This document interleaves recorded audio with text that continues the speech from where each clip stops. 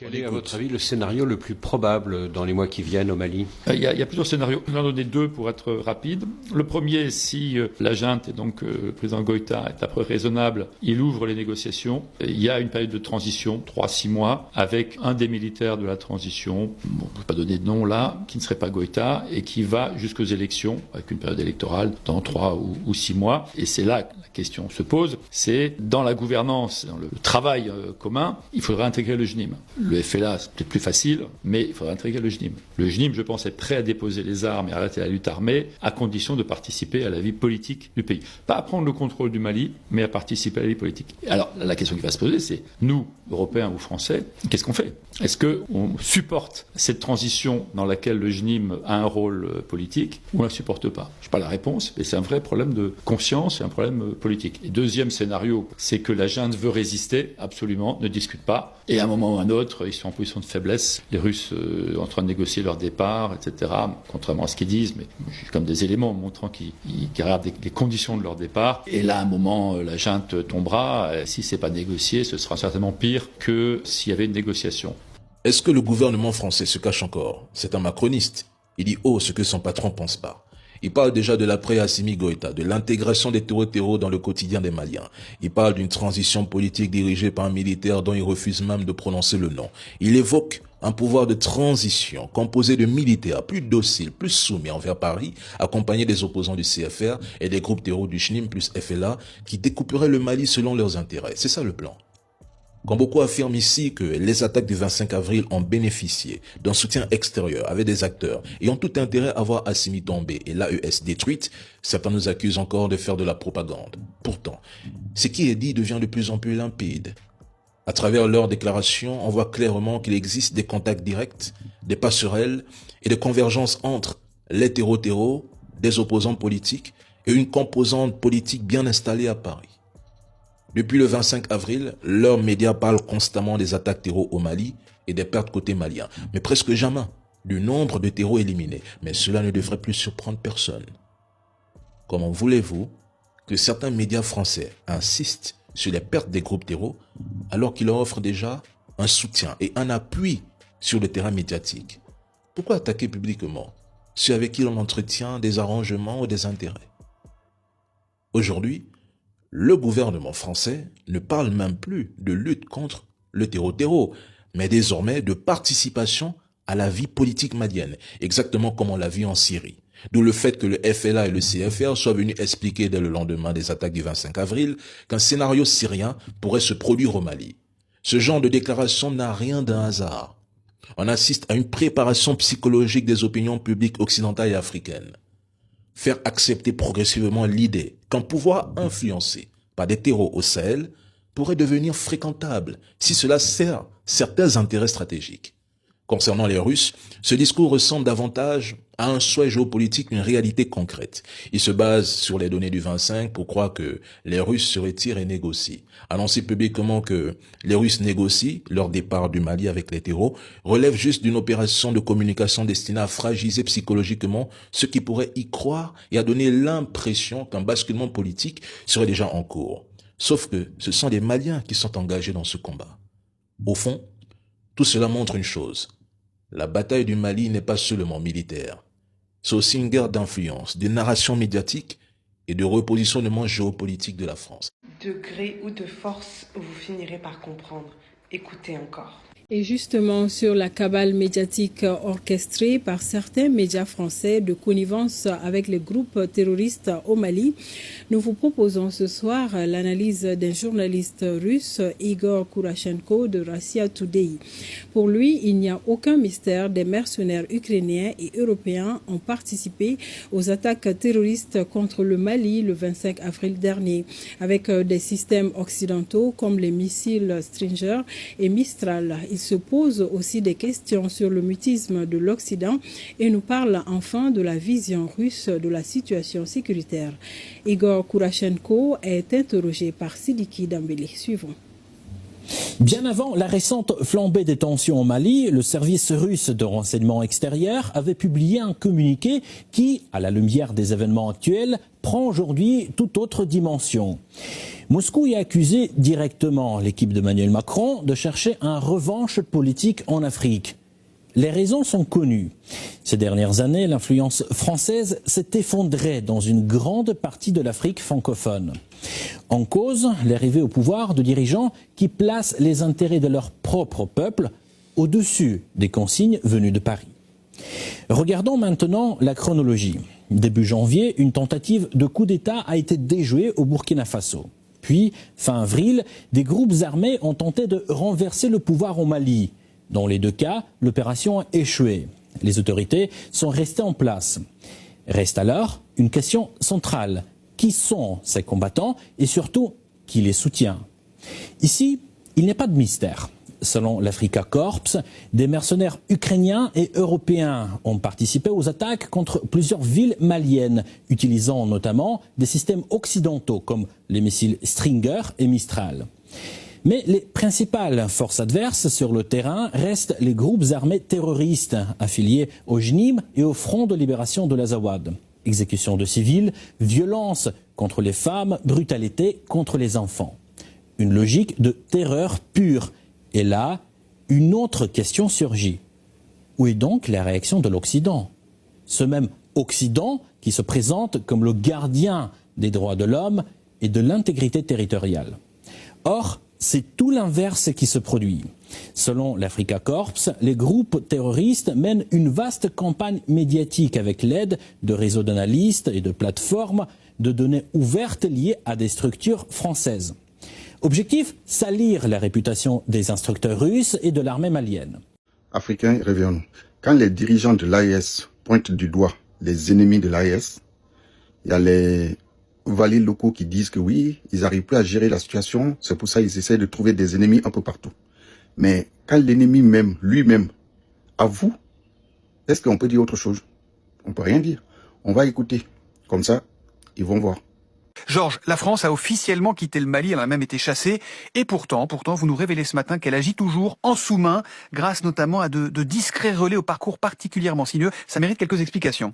La France, en effet, Thomas, n'a pas de soldats au Mali où depuis 15 jours, une alliance entre des djihadistes et des rebelles touaregs ont conquis plusieurs villes et cherchent à faire tomber une junte pro-russe qui ne nous aime guère. Et pourtant, d'autres militaires dans l'orbite de la France sont à l'œuvre. Il s'agit, selon une source sécuritaire française, d'unités du renseignement militaire ukrainien, le GUR, qui opèrent en coordination avec les rebelles touaregs. Et parmi ces unités, il y a quelques dizaines d'ex-légionnaires ukrainiens, des francophones. La France joue sur le vivier des nombreux militaires ukrainiens passés par notre légion étrangère. Les rebelles indépendantistes touaregs veulent affaiblir la junte au pouvoir à Bamako. Quant aux Ukrainiens et à nous autres Français, on veut faire mordre la poussière aux supplétifs russes de la junte, les ex de la milice Wagner, renommés l'Africa Corps, qui ont tout fait pour nous faire partir d'Afrique. C'est un partage d'intérêts, alors que les rebelles touaregs ont une ancienne relation avec les services de renseignement français au Sahel. Bon, c'est pas tout à fait la première fois non plus que les Ukrainiens sont en première ligne dans cette région. En effet, dès le début de l'année dernière, le service de renseignement ukrainien avait proposé aux autorités françaises un plan détaillé pour déloger les juntes de la région du Sahel et faire reculer leur ennemi russe. Des juntes qui, du Niger au Mali, avaient chassé, vous en souvenez, les unes après les autres, la France de cette région minée par les djihadistes. Mais à l'époque,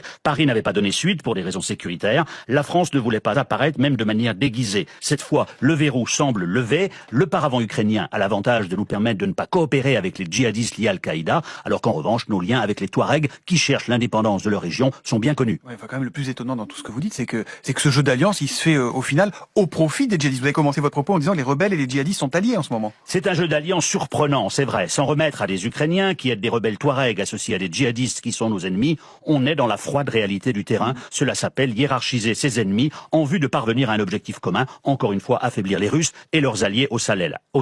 Alors face à une situation quand même délicate, la France limite son aide opérationnelle à ses relais ukrainiens, à du soutien technique en matière de transmission notamment. Ce jeu de billard à plusieurs bandes avait été repéré et dénoncé l'an dernier par plusieurs pays du Sahel, mais sur le terrain, ce front commun anti-russe et anti-junte marque des points, on l'a vu depuis 15 jours, et l'été dernier déjà, les militaires maliens et leurs supplétifs russes avaient subi une défaite sévère dans le nord du Mali. Interrogé hier soir, le ministère des Armées à Paris nous a répondu que si les militaires ukrainiens avaient quitté la Légion étrangère pour servir l'Ukraine de la manière qu'ils jugent utile, la France n'avait pas d'autre commentaire à faire.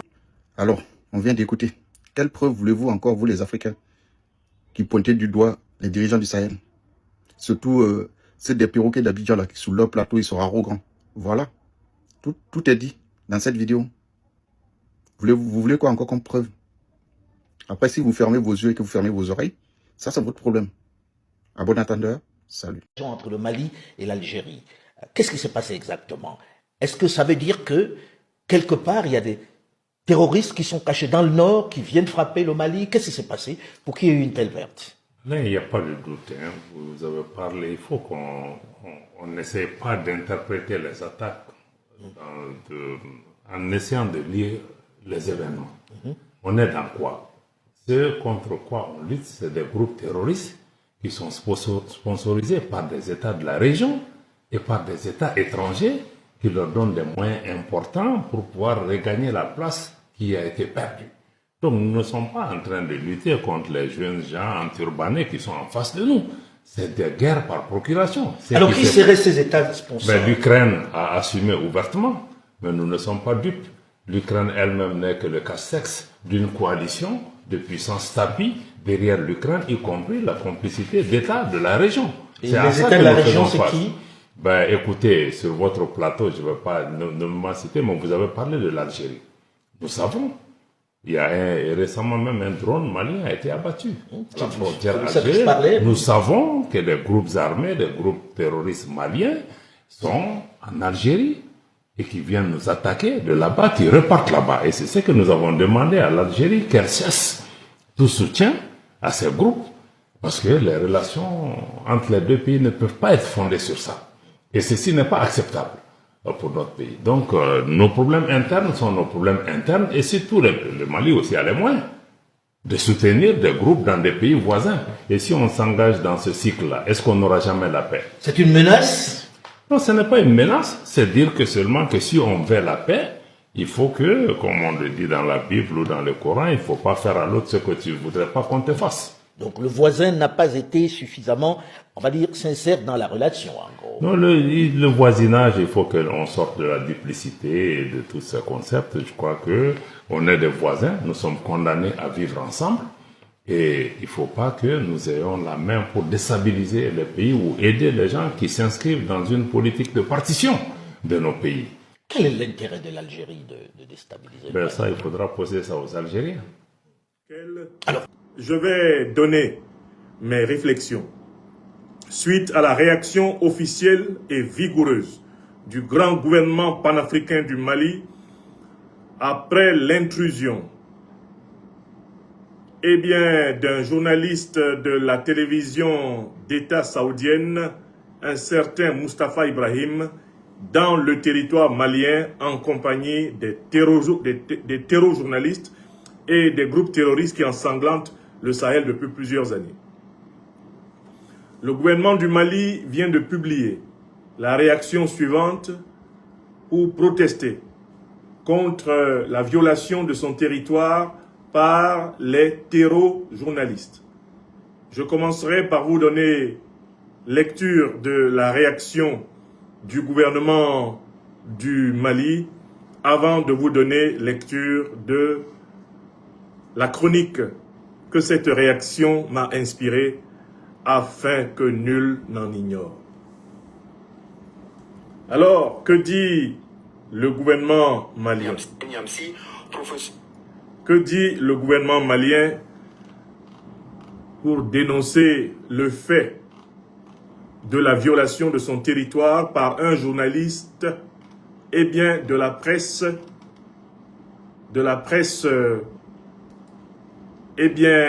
d'État saoudienne? Que dit le gouvernement malien? Nous y allons sans plus tarder. Je vais sur la page officielle du ministère des Affaires étrangères. Le ministère des Affaires étrangères et le ministère des Affaires étrangères et de la coopération internationale du Mali. Voici ce qui est dit.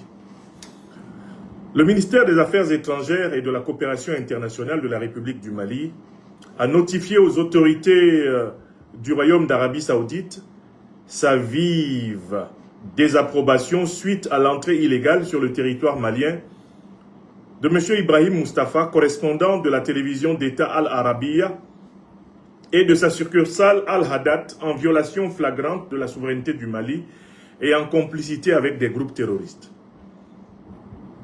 Le ministère a formellement récusé les informations mensongères et dénuées de tout fondement, publiées par le susnommé et dont l'objectif était de jeter le discrédit sur les forces de défense et de sécurité du Mali. Il a déploré ce manquement grave aux règles d'éthique et de déontologie journalistique et attiré l'attention sur le fait que de tels agissements inacceptables de la part de médias basés en Arabie Saoudite, pays frères et amis historiques du Mali, sont de nature à entacher les relations bilatérales entre les deux pays. Au regard de la gravité de tels comportements malveillants, passibles de sanctions, conformément à la réglementation en vigueur en République du Mali, le ministère des Affaires étrangères et de la coopération internationale réaffirme, par cette même occasion, qu'aucune action d'un pays qui violerait la souveraineté, l'intégrité territoriale ou l'unité du Mali ne sera tolérable. Bureau de l'information et de la presse du ministère des Affaires étrangères et de la coopération internationale de la République du Mali, ministère dirigé par notre frère bien-aimé, l'ambassadeur Abdoulaye Diop, que je salue. Voilà la réaction officielle du Mali. Et maintenant, moi, elle m'a inspiré une chronique que je m'en vais vous lire et que je vais publier le plus largement possible dans la presse nationale et internationale et que je vous demande de bien vouloir partager. Voici le titre de la chronique. L'Arabie Saoudite, parraine du terrorisme en Afrique. Une évidence longtemps déniée. Dans mon livre phare de 2025, L'impérial terrorisme, j'affirmais dès le titre que l'agression que subit l'Afrique contemporaine est le fait des puissances impérialistes occidentales et moyen-orientales. En plus donc de la coalition militaro-politique occidentale de l'OTAN, je citais nommément le Qatar, l'Arabie Saoudite, les Émirats Arabes Unis, parmi les grands acteurs et complices du saccage de l'Afrique contemporaine, notamment depuis la destruction de la Libye en 2011. Beaucoup ont lu ce livre et n'ont pas assez vu cette vérité. J'ai le sentiment que les preuves mises en évidence concernant cette implication des pays du Moyen-Orient dans la déstabilisation de l'Afrique sont restées lettres mortes dans beaucoup d'esprits en Afrique. Pourquoi ce déni? Pourquoi ce deux poids, deux mesures dans le combat contre l'impérial terrorisme? En raison des liens d'amitié et de fraternité historique qui lient les pays moyen-orientaux, terres d'islam, avec de nombreux pays africains, notamment avec les pays d'Afrique de l'Ouest. C'est la principale raison.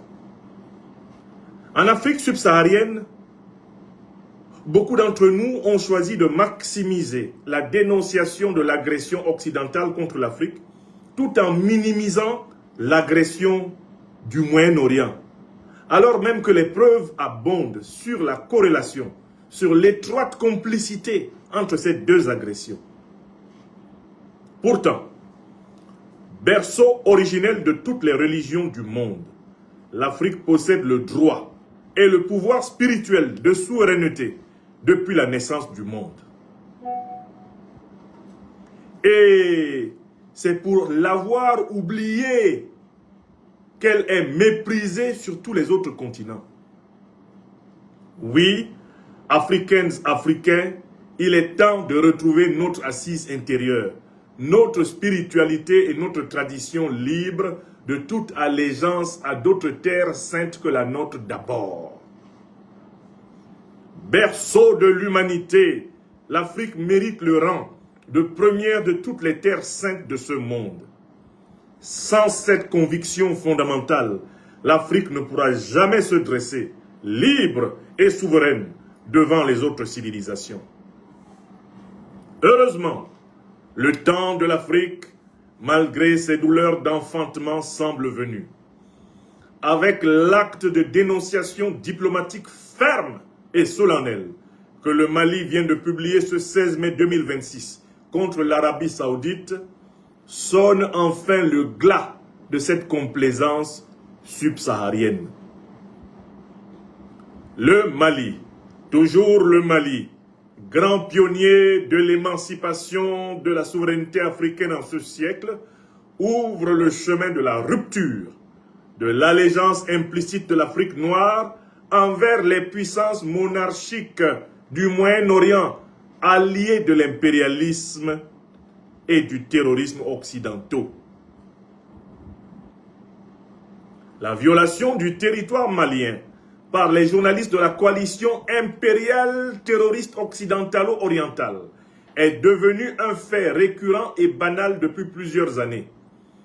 Les journalistes de la junte néocolonialiste et terroriste française et ceux des monarchies pétrolières du Golfe, alliés impériales terroristes de l'OTAN, ont pris l'habitude du sacripant saoudien Mustapha Ibrahim, dont on me dit qu'il est en réalité d'origine mauritanienne, qui a osé violer le territoire malien, qui a oublié.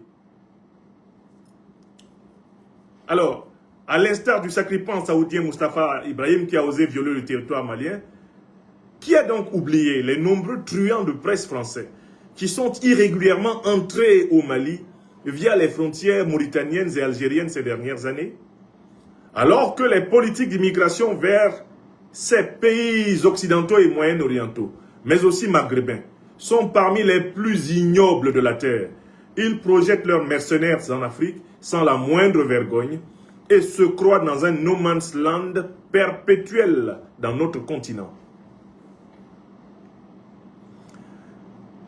Dans ces conditions, nous ne pouvons plus nous contenter de réagir. Nous devons agir. Réagir, c'est se contenter de se plaindre, sans impacter l'ennemi. Les services judiciaires africains doivent au minimum prendre les mesures suivantes.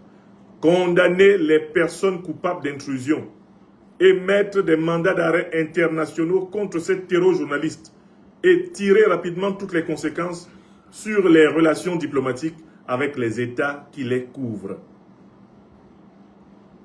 Il faut que des conséquences sévères sanctionnent toutes les violations de l'intégrité territoriale en Afrique, afin que notre terre, berceau de l'humanité, recouvre son rang ontologique et historique de première de toutes les terres saintes de l'humanité.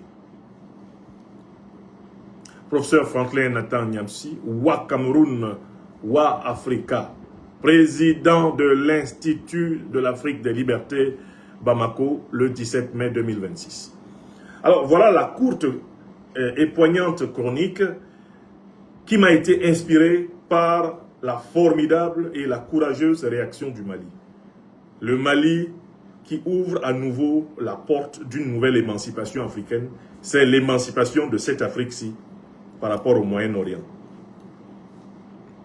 Depuis 2011, en effet, qu'on attaque l'Afrique, nous autres qui travaillons scientifiquement sur l'affaire n'avons eu de cesse de dire à nos peuples, de dire à nos dirigeants que l'Afrique n'est pas seulement attaquée par l'OTAN, elle est également attaquée par le Moyen-Orient. Nous avons eu beau dire cela depuis maintenant une décennie. Nous n'étions pas écoutés par nos dirigeants. Nous n'étions même pas écoutés par nos propres populations. Maintenant, sur la table de tous les dirigeants politiques africains, sont posées les preuves flagrantes, irréfutables, incontestables, que l'attaque qui est menée contre l'Afrique par l'OTAN, dont notamment les États-Unis d'Amérique, la Grande-Bretagne et la France, cette attaque est menée concomitamment, en bonne intelligence, avec des monarchies du Moyen-Orient. Je les ai cités dans mon livre de 2025. Et j'ai cité les actes que ces monarchies ont posés. J'ai expliqué que ces gens-là étaient aux côtés de l'armée de l'OTAN pour détruire la Libye. J'ai expliqué que les deux principales organisations terroristes ont leurs chefs qui vivent librement dans les pays du Moyen-Orient. L'Arabie Saoudite, le Qatar les Émirats arabes unis, le Koweït, le Bahreïn, sont des pays qui hébergent les dirigeants d'Al-Qaïda et de l'État islamique. Et tous nos dirigeants le savent. Tous nos dirigeants le savent. Et la quasi-totalité des dirigeants africains se taisent. Ils se taisent pourquoi? En raison du poids des relations historiques et notamment du poids de la communauté religieuse.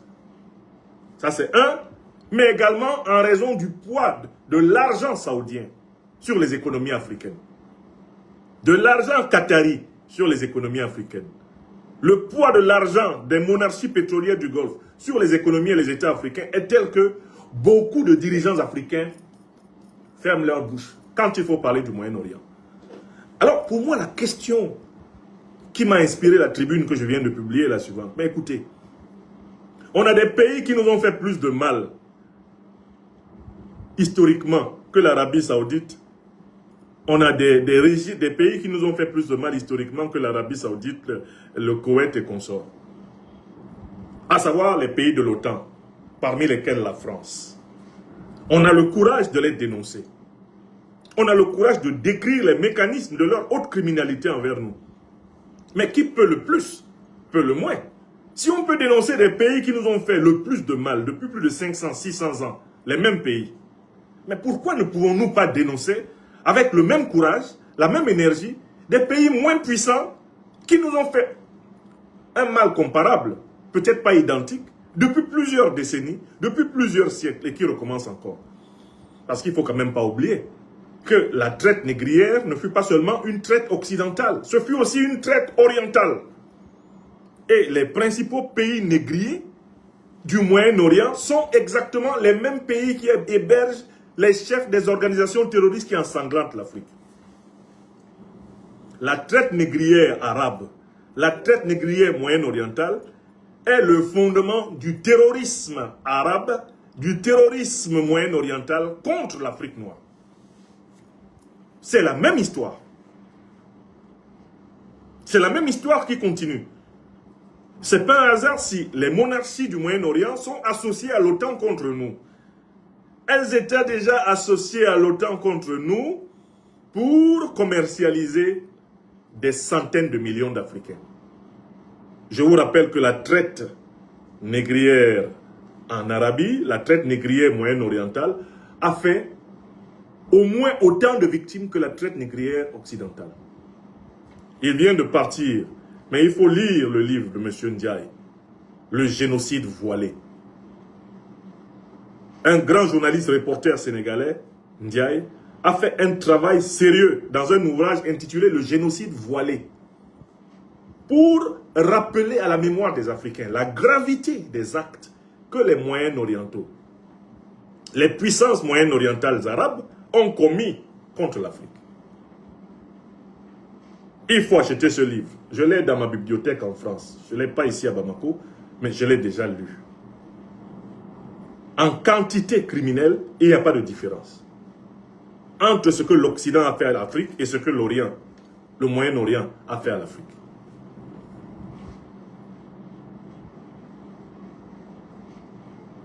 Et donc, comme les Africains sont toujours en retard sur les affaires africaines, c'est encore le grand Mali,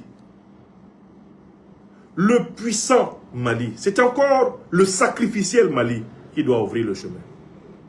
Tous les dirigeants africains qui sont là savent que l'Arabie Saoudite héberge les chefs terroristes, savent que le Qatar, les Émirats arabes unis, le Koweït hébergent les chefs terroristes. Ils le savent tous.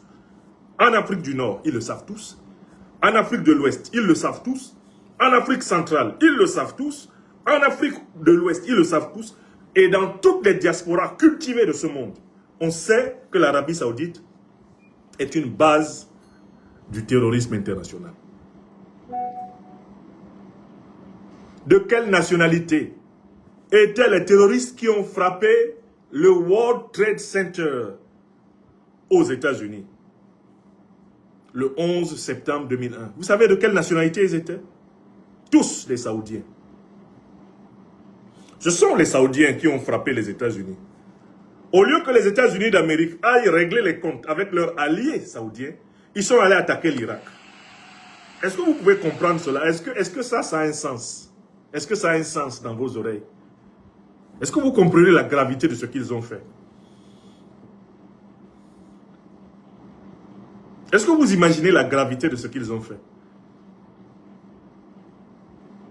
Les Saoudiens attaquent les États-Unis attaquent les Irakiens. Il n'y avait pas un seul Irakien dans les avions qui ont frappé le World Trade Center, en tout cas parmi les pilotes. Aucun Irakien ne faisait partie des terroristes qui ont frappé, les Mohamed Atta, qui ont frappé les États-Unis. Au lieu que les États-Unis aillent faire la guerre au pays d'origine de ces gens, au pays d'où ils sont partis, au pays qui héberge leurs chefs, les États-Unis sont allés faire la guerre à l'Irak, profitant de l'attaque du World Trade Center pour mettre la main sur les réserves pétrolières de l'Irak. Vous vous en souvenez? Depuis combien de temps les enquêtes, les recherches, les ouvrages sur le terrorisme identifient les pays du Moyen-Orient là? L'Arabie Saoudite, le Qatar, les Émirats Arabes Unis, le Koweït, comme étant les temples des chefs terroristes. Depuis combien de temps? Mais depuis plus de 20 ans. Toutes les enquêtes convergent pour établir cela. Les Nations Unies le savent, l'Union africaine le sait, la CEDEAO le sait, la CEMAC le sait, la CEAC le sait, la SADC le sait. Toutes les institutions internationales savent que l'Arabie Saoudite, le Qatar, le Koweït, les Émirats Arabes Unis sont des parrains des groupes terroristes, en bonne entente avec leurs alliés de l'OTAN, c'est-à-dire des États-Unis, de la France, la Grande-Bretagne et consorts. Tout le monde le sait. Et il faut que ce soit le Mali qui le dise. Le communiqué malien du 16 mai est un grand tournant de prise de conscience et de responsabilité ici en Afrique. Parce que pendant longtemps, on a cherché, on n'a pas trouvé quelqu'un qui ait le courage du Mali. Ce que le Mali vient de faire, c'est qu'il vient de mettre les pieds dans le plat. Il vient d'appeler un chat un chat. Si le Mali a pris la responsabilité d'avertir l'Arabie Saoudite qu'un journaliste de la presse d'État saoudienne est venu violer le territoire malien en compagnie de groupes terroristes, c'est parce que sans doute nos autorités ici au Mali sont au courant de beaucoup plus de choses encore très graves qui sont faites avec la complicité de l'Arabie Saoudite contre le Mali. Si le Mali a pris la responsabilité de parler, de publier un communiqué, ça veut dire qu'il y a beaucoup d'autres choses qui sont sous le coude des autorités. Et ces choses qui sont sous le coude, nous on a, en tant que scientifiques, documenté ces choses-là depuis très longtemps. L'Arabie Saoudite, c'est une puissance terroriste. Alors, quel est le problème des Africains?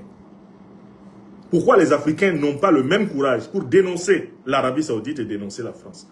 Parce que les Africains craignent, pour certains d'entre eux, qu'ils vont attraper une malédiction dedans. Alors que le terrorisme d'État saoudien est contraire à l'islam. Ce n'est pas parce que la terre sainte de l'islam, c'est l'Arabie Saoudite, que ceux qui dirigent l'Arabie Saoudite sont saints. Et c'est ça qu'on doit expliquer à nos frères musulmans, à nos sœurs musulmanes. Tout ce qui est saoudien n'est pas saint.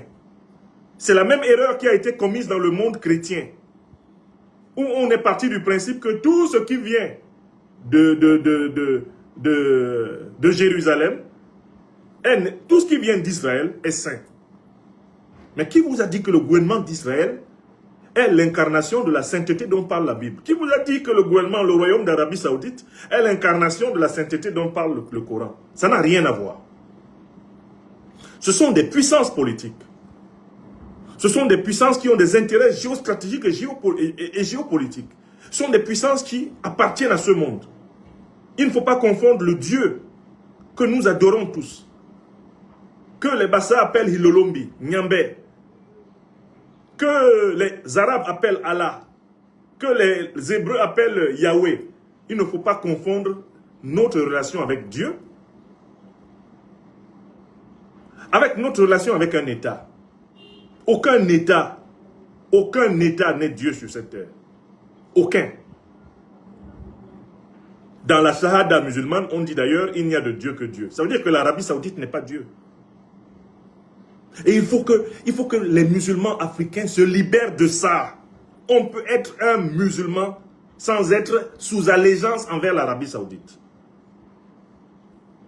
Parce que l'Arabie Saoudite, c'est un État de ce monde. Ce n'est pas le royaume de Dieu. Et il n'y a qu'à voir ce qu'ils font pour vous rendre compte que ce n'est pas le royaume de Dieu. Ils sont associés aux pires criminels qui nous attaquent. Et on a du mal à les dénoncer parce qu'on pense que Dieu va nous punir, alors qu'ils ne sont pas Dieu.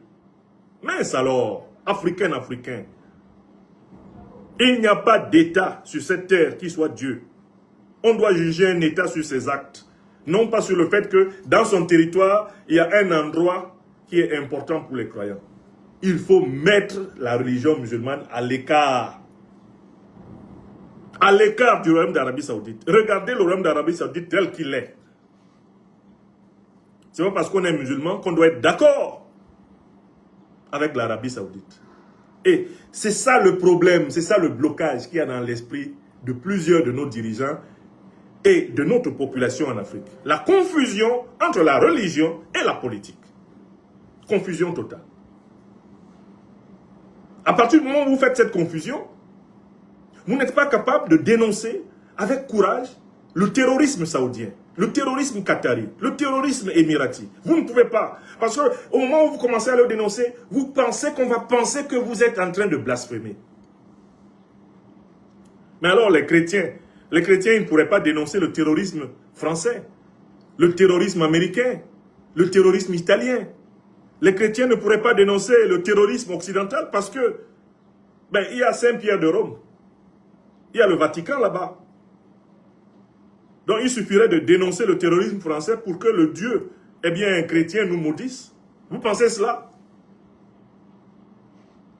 Voilà des vérités qu'on doit se dire entre nous ici en Afrique. Soyons librement celui que nous voulons. Nous sommes musulmans, nous sommes libres d'être musulmans. Nous sommes chrétiens, nous sommes libres d'être chrétiens. Nous sommes traditionnalistes africains, nous sommes libres d'être traditionnalistes africains. Mais que personne ne prenne ses croyances religieuses pour le fondement de son analyse politique. L'analyse politique ne se fait pas avec les croyances religieuses. Elle se fait avec l'examen des actes qui sont posés par les hommes, par les institutions dans l'espace. Donc quand il y a un pays, l'Arabie Saoudite, qui pose des actes politiques de terrorisme contre le Mali, contre l'Afrique, nous tous, on doit dénoncer. Avec la même énergie que nous dénonçons la France de Macron. Nous devons dénoncer le royaume d'Arabie Saoudite. Quand il envoie un journaliste de la télévision d'État saoudienne, est-ce que vous imaginez que nous aussi au Mali, on envoie dans le territoire saoudien un journaliste de l'ORTM, on l'envoie faire un reportage pour se moquer de l'armée saoudienne qui a été tabassée récemment par les Iraniens. Imaginez que l'Office de radio-télévision du Mali envoie des journalistes maliens qui entrent en Arabie Saoudite sans visa pour faire un reportage et se moquer des bases saoudiennes qui ont été détruites par l'Iran. Comment l'Arabie Saoudite percevrait cela? Voilà le problème tel qu'il se pose. Ce n'est pas un problème de religion. Or, le problème de plusieurs d'entre nous ici en Afrique, c'est qu'ils ne peuvent pas dire la vérité à l'Arabie Saoudite. Ils ne peuvent pas dire la vérité au Qatar parce qu'ils ont peur de récolter des malédictions. Quelle malédiction? La malédiction, c'est celle de ceux qui trahissent, justement, la parole de vérité, de justice qui vient de Dieu. Que ce soit Dieu du point de vue de l'islam, Dieu du point de vue du judaïsme, Dieu du point de vue du christianisme, ou Dieu du point de vue de la tradition africaine, Dieu n'aime pas les menteurs. Dieu n'aime pas les voleurs. Dieu n'aime pas les terroristes. Les truands, Dieu ne les aime pas. Alors pourquoi faudrait-il qu'à cause de Dieu, on se soumette à des truands, à des menteurs, à des voleurs, à des terroristes? Pourquoi faudrait-il? Quelle religion pratiquerions-nous là? Si nous ne pouvons pas dire la vérité, alors même qu'on tue notre population. J'ai vu quelqu'un dans une chaîne de télévision ici, je ne citerai pas son nom, pour éviter une polémique inutile. un représentant important dans une chaîne de télévision, on lui pose la question de savoir, est-ce que la France, l'Algérie, les pays du Moyen-Orient sont derrière les groupes terroristes? On lui pose la question, hein, ici même à Bamako. Et il répond, je ne peux pas le dire, je ne peux pas l'affirmer. Vous avez vu les comportements comme ça? Vous avez vu ce type de lâcheté? On a les preuves scientifiques. Voilà un journaliste de la télévision d'État saoudienne. Il entre en territoire malien sans visa. Il entre accompagné des terroristes. Et il publie son reportage mensonger sur la chaîne d'État saoudienne. Vous qui êtes là et qui ne pouvez pas dénoncer l'Arabie saoudite, vous voulez quoi comme preuve du terrorisme saoudien? Vous pensez que la télévision d'État saoudienne peut permettre qu'on publie des reportages frauduleusement faits au Mali si l'État saoudien n'est pas impliqué directement dans la déstabilisation du Mali? Vous le pensez sérieusement? Mais si vous le pensez, c'est même pas la peine que vous soyez allé à l'école. C'est même pas la peine que vos parents vous aient scolarisé. Il faut que nous comprenions très bien qu'il n'y a de Dieu que Dieu. Donc l'Arabie saoudite, ce n'est pas Dieu. L'État du Mali, là, ce n'est pas Dieu. Il n'y a de Dieu que Dieu. La Shahada est très claire. Et elle est répétée dans toutes les grandes religions. Même dans la tradition africaine. Aucun être humain ne peut remplacer l'être suprême. Aucun. Aucune institution humaine ne peut remplacer l'être suprême. Même dans la tradition africaine. Il n'y a de Dieu que Dieu. Et grâce à cette position ferme, nous devons juger les puissances en fonction de leur comportement et de leurs actes. Et non pas en fonction de leur, comment on va dire, de leur couleur. En fonction de leur position dans le siècle. Non. Les actes. Vous hébergez, oui ou non, le terrorisme en Arabie Saoudite? Oui, ok. Nous vous condamnons. Et nous condamnons tous ceux d'entre vous qui entrent dans notre territoire sans notre autorisation. Nous lançons des mandats d'arrêt internationaux contre eux. Là, par exemple, l'Alliance des États du Sahel doit lancer des mandats d'arrêt internationaux contre tous ceux qui sont entrés, notamment les terroristes qui sont entrés en territoire sahélien, sans visa. Il faut leur lancer des mandats d'arrêt internationaux. Au minimum, la justice doit lancer ces mandats d'arrêt. Pour que ces gens sachent que le jour qu'on les attrape, c'est prison à perpétuité. Perpétuité, là on les a... Dans certains pays même, c'est peine de mort. Vraiment, c'est ce coup de colère que je voulais exprimer. Écoutez, le 25 avril, on nous a assassiné des gens qui nous sont chers ici au Mali. Je pense tous les jours, depuis le 25 avril, à notre frère bien-aimé, le général d'armée Sadio Kamara, ministre d'État. Et sa famille, ils ont été assassinés. Quand je pense à ces êtres chers à leur famille, ces êtres chers à leur pays, ces êtres chers à notre terre d'Afrique, qui ont été assassinés par ces gens, je ne vois pas comment on peut être, comment on va dire, mais je ne vois pas comment on peut être complaisant envers les puissances qui sont derrière tout ça. Je dis que j'étais assis ici chez moi à Bamako, en train de regarder la télé.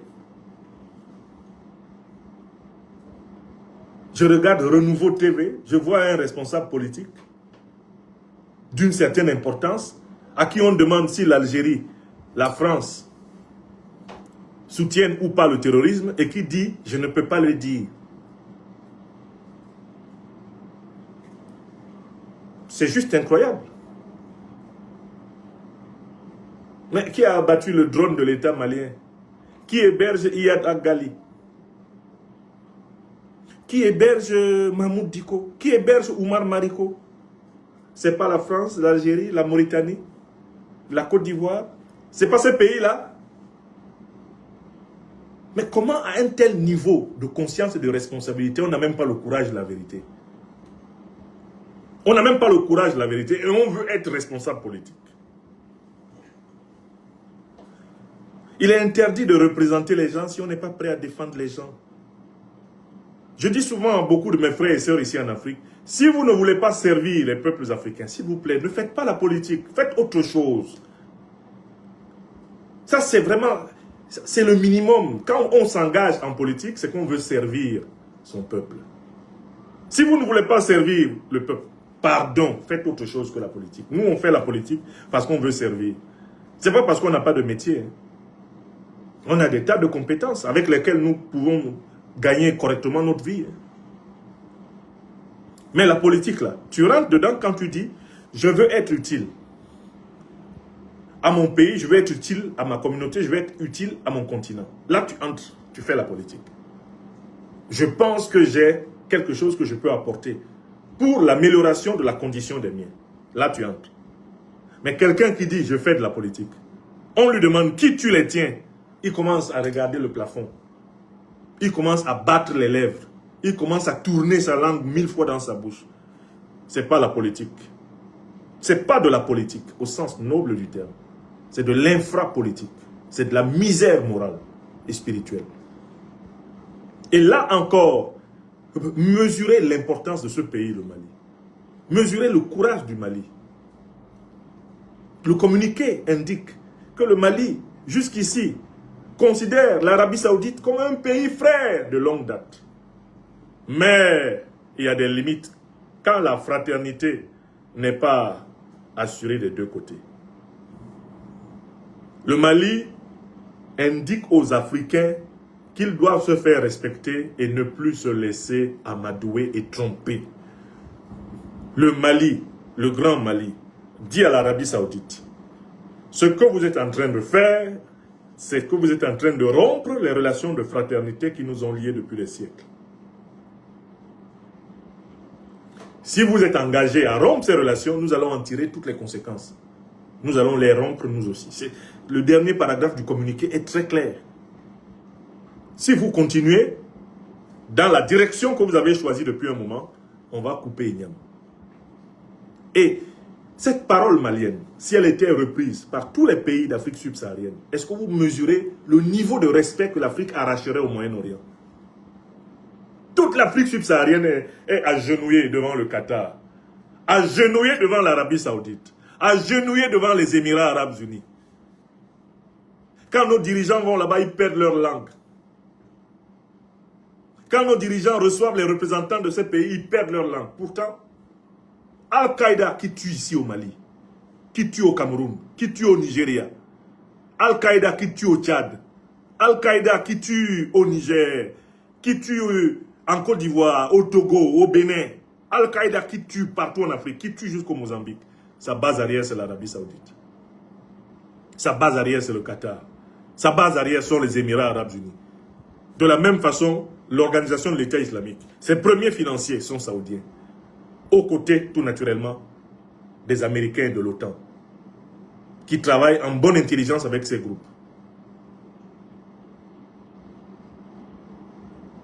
Donc, comment c'est possible que nos dirigeants prétendent servir les intérêts de nos peuples et se taisent? Et il n'y a pas de conséquences diplomatiques contre les pays du Moyen-Orient, où résident les chefs des principales organisations terroristes chapeautées par l'Occident. Pourquoi n'y a-t-il pas de conséquences? Pourquoi les relations diplomatiques sont maintenues avec ces gens? On ne peut pas vivre sans eux? Est-ce que nous, Africains, on ne peut pas vivre sans l'Arabie Saoudite? On ne peut pas vivre sans le Qatar? Nous ne pouvons pas vivre sans les Émirats Arabes Unis? Le Bahreïn, le Koweït, nous pouvons vivre. Nous étions au monde avant eux. Et nous serons les derniers à partir du monde. Voilà pourquoi dans ma tribune du jour, j'ai rappelé aux Africains que la première terre sainte de toute l'humanité, c'est l'Afrique, puisque l'humanité a été créée ici en Afrique. Donc, aucune puissance de ce monde ne peut se placer sur la tête des Africains parce qu'il y aurait une terre sainte chez elle. Nous sommes la première terre sainte de l'humanité. Les autres sont les terres saintes d'après. Quand Dieu créa l'homme, le premier homme et la première femme, c'est ici en Afrique qu'il les a implantés. Et cela est attesté par la science, avec des preuves irréfutables. Il n'y a aucun scientifique, il n'y a aucun savant de quelque pays que ce soit qui puisse établir que l'homme est né ailleurs. C'est ici. Alors, vous ne pouvez pas me dire que votre terre est plus sainte que ma terre, moi, qui suis du continent où l'homme a commencé son aventure sur la terre. Impossible. L'Afrique est la première de toutes les terres saintes. Les autres sont aussi des terres saintes. On doit le dire par respect de la croyance de chacun. Mais d'abord, nous. La seule terre sainte, certifiée, scientifiquement, c'est l'Afrique. Les autres sont certifiés religieusement. L'homme est né ici. Et toi, Africain, qui te promène, en ne te rendant pas compte que tu marches sur la première terre sainte. L'endroit où Dieu a dit, ici, quand Dieu dit, créons l'homme, c'est ici qu'il l'a fait. Tu marches sur cette terre-là, tu ne sais pas que tu es sur la première terre sainte. Tu es un Africain et une Africaine perdue. Et ces gens-là ne nous respecteront pas tant que nous n'aurons pas sanctuarisé nos territoires. Vous voyez, ils violent le territoire malien. Ils viennent violer le territoire malien. Ils entrent au Mali sans autorisation. Et ils sont envoyés par le royaume d'Arabie Saoudite. Si c'est nous, les Africains, qui entrions en Arabie Saoudite comme ça, c'est mort d'homme, bras coupés, pendaison. Est-ce que vous connaissez les mesures pénales en Arabie Saoudite? Allez étudier le droit pénal saoudien. Si on envoie un journaliste de l'ORTM faire ce que Mustafa Ibrahim, de la presse d'État saoudienne, est venu faire au Mali, voilà, il ne va pas revenir vivant. Son procès ne va même pas durer 1 heure. Si vous entrez en Arabie Saoudite pour faire ce que Mustafa Ibrahim, lui, il est venu faire ici au Mali, vous n'allez même pas survivre un jour après. Le procès ne va pas durer 1 heure. Chez eux là-bas, pendaison haut, tête coupée haut, bras coupés haut, exécution haut, c'est vite fait. Avant midi, tu es mort. Mais ici, quand on dit à nos dirigeants de réagir, ils se mettent à paniquer. Vous paniquez pourquoi? On est déjà dans le feu. La peur ne sauve pas. La peur peut alerter. La peur peut alarmer. Mais la peur ne sauve pas. On est déjà dans le feu ici, en Afrique. Ils sont venus jusqu'ici à Bamako tuer le numéro 2 de notre système de défense. Ce sont les mêmes là. C'est la bande à Ibrahim Mustafa. La coalition Al-Qaïda, État islamique, ukrainien, français, algérien, mauritanien, agent de Ouattara, agent de Talon, agent de Tinubu, cette coalition-là. Mais il y a les agents d'Arabie Saoudite dedans. Ce sont eux qui ont tué le général. Pendant que nous sommes assis là, et on fait semblant de ne pas voir, ce sont eux qui tuent les gens chez nous. C'est la coalition Otano moyen-orientale. Et ça, il faut que tous les chefs de famille et toutes les mères de famille expliquent cela calmement à la maison, à leurs enfants. On doit avoir des moments où on rassemble les enfants à la maison et on leur explique le danger que nous courons dans le monde en tant qu'Africains. Il ne faut pas laisser les enfants sans explication. Ici en Afrique, en Europe, en Amérique, en Asie, expliquer aux enfants en quoi consiste le danger d'être africain sur la terre. Ne laissez pas les enfants au dépourvu. Ne laissez pas les enfants prendre les avions sans leur avoir expliqué sur les bases des leçons de l'histoire le danger d'être africain dans le monde. Donc voilà, une fois de plus, c'est la terre bénie du Mali qui nous montre le chemin. C'est la terre bénie du Mali qui nous montre le chemin. Le Mali est là, il est comme l'aveugle. Il est comme, pardon, le type qui est piétiné par l'aveugle. Le proverbe dit que si un aveugle te piétine 1 fois, tu le préviens, tu m'as fait mal. 2 fois, tu le préviens, hey, il faut savoir où tu mets ton bâton et tes pieds. Il te piétine une 3e fois, il faut le piétiner. Si tu le piétines bien là, il saura comment se déplacer. C'est ce que le Mali vient de faire à l'Arabie Saoudite. L'Arabie Saoudite jouait à l'aveugle. Elle faisait son malin, non? Sur le dos des Africains. Oh, jamais ils vont oser. Oh, jamais ils vont se plaindre. Elle nous piétinait comme ça depuis, non? Nous autres, les intellectuels, on a parlé depuis longtemps. J'ai écrit ça dans mon livre. Que le moment viendra où on devra faire face à l'impérialisme moyen-oriental. Et ce sera un moment décisif de la libération africaine. C'est écrit dans mon livre. Mais maintenant, ce pays qui est le pionnier de toutes les libérations africaines du XXIe siècle, il vient de montrer le chemin. Vous allez voir. Vous allez voir le sort que les pays de l'AES vont réserver à ces puissances du Moyen-Orient qui sont associées à l'OTAN contre nous. Vous allez voir. C'est une autre lutte de libération. Hein. Et c'est une lutte de libération fondamentale. Et il n'y a pas que la lutte de libération contre l'impérialisme occidental. Hein. Il y a l'impérialisme moyen-oriental. Et dans cette lutte de libération, il faut bien distinguer la politique de la religion. Si vous êtes soumis à des puissances étrangères à cause de la religion, libérez-vous. Aucun Africain ne doit se soumettre à une puissance étrangère pour des raisons religieuses. Nous sommes musulmans, nous sommes chrétiens, nous sommes traditionnalistes. Mais ça ne veut pas dire que nous sommes soumis à une quelconque puissance étrangère à l'Afrique. Hors de question. Il faut distinguer les deux. C'est ce pourquoi j'insiste là. Ce commentaire que je fais de ma chronique, c'est pour que vous compreniez très bien l'enjeu. Parce que la manipulation dont nous sommes victimes, elle vient du fait qu'on essaye de nous créer un sentiment de culpabilité de type religieuse. L'Occident ne parvient plus à le faire.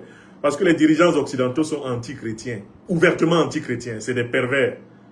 Leur religion, c'est désormais la secte d'Epstein. Hein, ce sont des Epsteiniens. Pour les dirigeants occidentaux, même quand Donald Trump dit qu'il vient défendre les chrétiens au Nigeria, ça fait rigoler tout le monde. Parce qu'on sait que Trump n'est pas chrétien. Trump lui-même le sait. Il se fout du christianisme comme de l'an 40.